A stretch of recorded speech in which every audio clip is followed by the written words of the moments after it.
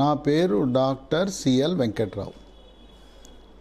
ఒక్కసారి షుగర్ వస్తే ఇక జీవితకాలం ట్యాబ్లెట్లు వాడాలంటేనే అపోహ ఉంది. అట్లాగే ఒకసారి ఇన్సులిన్ మొదలు పెడితే జీవితకాలం ఇన్సులిన్ ఇంజక్షన్లు వేసుకోవాలని ఒక అపోహ ఉంది. ఇన్సులిన్ అనేది కొన్ని ప్రత్యేక సందర్భాల్లో ట్యాబ్లెట్లు వాడుతున్న వాళ్ళకి ఇన్సులిన్ ఇస్తారు.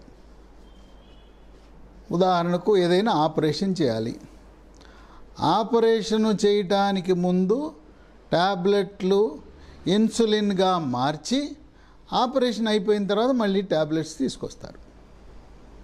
ఇంకా కొంతమందికి ఏం అపోహ ఉంది, ఒకసారి ట్యాబ్లెట్లు మొదలు పెడితే ఇక ఇంతేలే నా జీవితం, ఇక నా జీవితమే ట్యాబ్లెట్లతో అయిపోయింది అని అనుకుంటారు. అవసరం లేదు. ఇప్పుడు షుగర్ వ్యాధి, డయాబెటిస్, మధుమేహ వ్యాధి రివర్స్ అయ్యే ప్రక్రియకి నాంది పలికారు. ట్యాబ్లెట్లు వాడుతున్న వాళ్ళు ట్యాబ్లెట్లు మానేయచ్చు, ఇన్సులిన్ ఉన్నవాళ్ళు ట్యాబ్లెట్లకు వస్తారు, ట్యాబ్లెట్లు వాడుతున్న వాళ్ళు డోస్ తగ్గించవచ్చు. ఇది ఎలా సాధ్యమంటే ఆహార నియమాలు, యోగా, ప్రాణాయామము, వ్యాయామము, ధ్యానము, రాత్రిపూట 8 గంటలు గాఢ నిద్ర, మనలో పట్టుదల. నేను షుగర్ వ్యాధిని రివర్స్ చేసుకుని షుగర్ వ్యాధి మీద నేను పట్టు సాధించాలి, నేను జయించాలి, ఏంటి ట్యాబ్లెట్లు వాడటము అని చెప్పి మీరు ఒక పట్టుదల ఉండాలి. ఇప్పుడు మనకి ఔషధ గుణాలు కలిగిన కొన్ని మన గృహ ఔషధాలు ఉన్నాయి. మెంతులు నానబెట్టి రాత్రిపూట ఉదయాన్నే నీళ్లు తాగటం, మెంతులు నవలటం, పచ్చి మెంతులు పొడి చేసి దాన్ని ఉదయము రాత్రి 1 స్పూను నీళ్ళల్లో కలుపుకొని తాగటం, లేదు మెంతులు నూనె లేకుండా వేయించి పొడి చేసి దాన్ని ఉదయము రాత్రి 1 స్పూను మెంతి పొడి వేసుకోవటం. ఈ విధంగా మెంతులు విశిష్టమైన గుణాలు కలిగి ఉన్నది షుగర్ నియంత్రణకి. మెంతులే కాదు,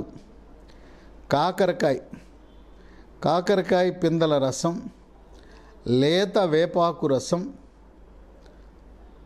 తర్వాత మనకి అవిసె గింజలు ఉంటాయి. అవిసె గింజలను నూనె లేకుండా వేయించి దాన్ని పొడి చేసి ఉదయం 1 స్పూను రాత్రి 1 స్పూను, ఈ విధంగా ఈ చిట్కాలు ఉపయోగించటం బరువు తగ్గటము చాలా కీలకం. ఎవరైనా స్థూలకాయము, భారీకాయ ఉంటే మెడ ముందు భాగాన సీతాకోక చిలుక ఆకారంలో ఉండే థైరాయిడ్ సరిగా పనిచేయకపోవచ్చు. T3, T4, TSH అనే ఒక రక్త పరీక్షను చేయించుకోవటం, TSH పెరిగినా T3, T4 తగ్గినా అది థైరాయిడ్ సరిగా పనిచేయట్లేదని మనకు అవగాహన కలుగుతుంది. థైరాయిడ్ ట్యాబ్లెట్లు ప్రారంభించగానే బరువు తగ్గిపోతారు. ఒక్కసారి థైరాయిడ్ ట్యాబ్లెట్లు ప్రారంభిస్తే జీవితకాలం వాడాలి. కనుక బరువు నియంత్రణ అనేది చాలా కీలకం షుగర్ వ్యాధి రివర్స్ అవ్వాలంటే. అంతేకాదు షుగర్ వ్యాధి గర్భము దాల్చినప్పుడు లేని షుగర్ వస్తుంది, డెలివరీ అవ్వగానే పోతుంది. మళ్ళీ 2వ కాన్పు, 3వ కాన్పు ఉన్నప్పుడు మళ్ళీ గర్భం దాల్చినప్పుడు వచ్చే అవకాశం ఉంటుంది. అది తాత్కాలికం మాత్రమే.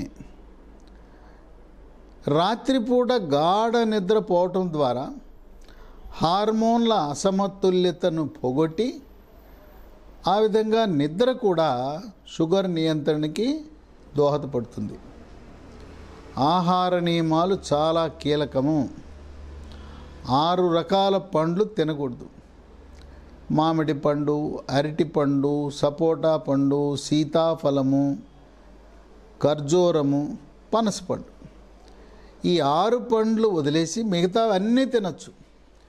బొప్పాయి, జామ, ద్రాక్ష, యాపిల్, కమల, బత్తాయి, వాటర్ మెలన్, పుచ్చకాయ, కర్బూజకాయ, పనస ఇవన్నీ కూడా తినచ్చు. షుగర్ ఉన్నంత మాత్రాన అసలు పండ్లే తినకూడదనేది వాస్తవం కాదు. మనం దైనందిన జీవితంలో మనం తీసుకునే ఆహార నియమాల్లో కొన్ని మార్పులు చేయాలి. ఉదయాన టిఫిన్లో మనం ఇడ్లీ తినే అలవాటు ఉంటే ఇడ్లీలో బియ్యపు రవ్వ కలపకూడదు. మరి ఇడ్లీలో బియ్యపు రవ్వ కలపకుండా ఏం చేయాలి? ఆ మినపప్పు పైన పట్టు ఉండేటట్టుగా ఇడ్లీలు ఆవిరి కుడుములని చేసుకోవాలి. దోశ మినపట్లో కూడా బియ్యపు పిండి కలపకూడదు. మినుములు పైనుండే పొట్టుతో సహా మినపట్టు వేసుకోవటం మంచిది. పెసలు కూడా అంతే, పెసరట్టు మంచిది. పెసరట్టు పైన పొట్టు తీయకూడదు.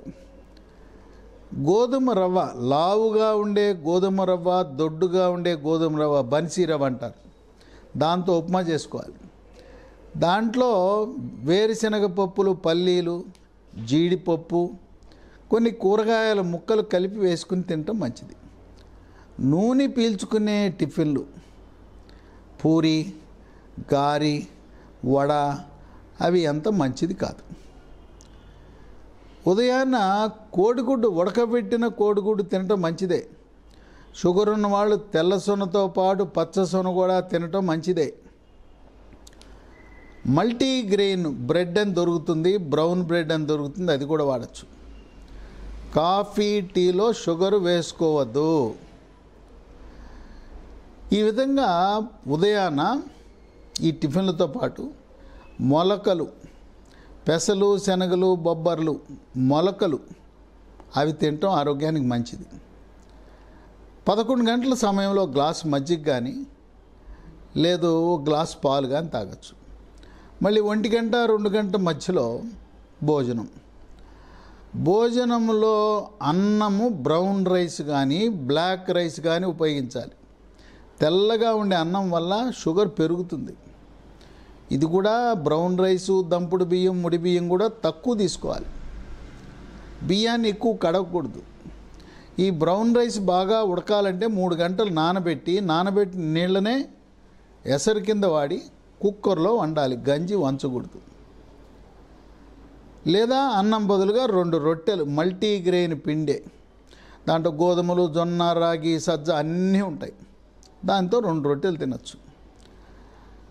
అన్నం కంటే కూడా కూర ఎక్కువ తినాలి.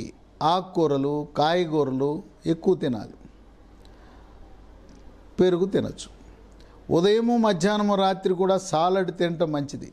క్యారెట్, కీరా దోసకాయ, టమోటా, ఇవి ఉల్లిపాయ కోసి దాని మీద నిమ్మరసము, మిరియాల పొడి చల్లి అవి తీసుకుంటే ఆరోగ్యానికి మంచిది. సాయంత్రము 4-5 గంటల అల్పాహారం, శనగలు, అలసందలు, పచ్చి బఠానీలు నానబెట్టి ఉడకబెట్టి తాలింపేసుకుని తినచ్చు. లేదు పండ్ల ముక్కలు తినచ్చు. ఒక కప్పు కాఫీ కానీ టీ కానీ షుగర్ లేకుండా వాడాలి. రాత్రి కూడా భోజనం 6-8 గంటల మధ్యలో రొట్టె, ఒక పూట అన్నం తిని సాయంత్రం రాత్రి పూట రొట్టె తింటే 2 రొట్టెలు మంచిది. మాంసాహారులు కోడిగుడ్లు, బ్రాయిలర్ చికెను, చేపలు వాడటం మంచిది. మటను, రొయ్యలు తినటం ద్వారా బరువు పెరుగుతారు. రక్తంలో కొవ్వు శాతం పెరుగుతుంది. ఇక చిరుధాన్యాలు ఎంత ఎక్కువ వాడితే అంత మంచిది.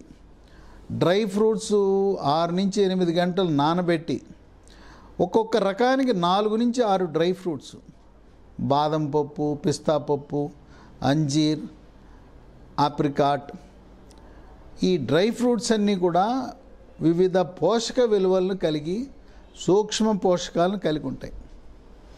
పాలు ఎన్నైనా వాడచ్చు చక్కెర లేకుండా. పాలలో కొద్దిగా పసుపు, మిరియాల పొడి వేసుకుని తాగటం ఆరోగ్యకరం. షుగరు వచ్చింది అని నిరుత్సాహపడద్దు.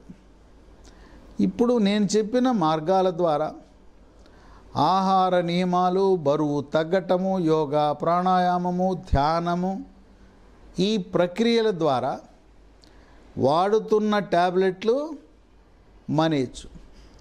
మెంతి పొడి, కాకరకాయ రసము, వేప చిగురు, వీటితో పాటు అవిసి గింజల పొడి, వీటిని కూడా వాడటం ద్వారా షుగర్ని మందులు లేకుండా నియంత్రించుకోవచ్చు. కనుక ఎవరైతే అమ్మో నాకు షుగర్ వచ్చేసింది, జీవితకాలము ట్యాబ్లెట్లు వాడాల్సిందేనా, ఇంతేనా నా బతుకు అని నిరుత్సాహపడద్దు. సంకల్పం ఉంటే, మీలో ఒక దృఢమైన సంకల్పము, ఆత్మవిశ్వాసం ఉంటే షుగర్ వ్యాధి, డయాబెటిస్, మధుమేహ వ్యాధిని జయించవచ్చు. దాన్ని పూర్తిగా రివర్స్ చేయొచ్చు. నియంత్రించడమే కాదు, నీవు చెప్పినట్టుగా షుగర్ వ్యాధి నీ మాట వినాలి. షుగర్ వ్యాధికి నీవు బానిస కాకూడదు. ధైర్యంగా ఉండండి, ఏం భయపడద్దు. షుగర్ని నియంత్రించటం ఈ రోజున అత్యాధునిక వైద్య పరిజ్ఞానం మనకు అందుబాటులోకి వచ్చిన సమయంలో మనము ఆహార నియమాలు, వ్యాయామము చాలా కీలక పాత్ర పోషిస్తాయి.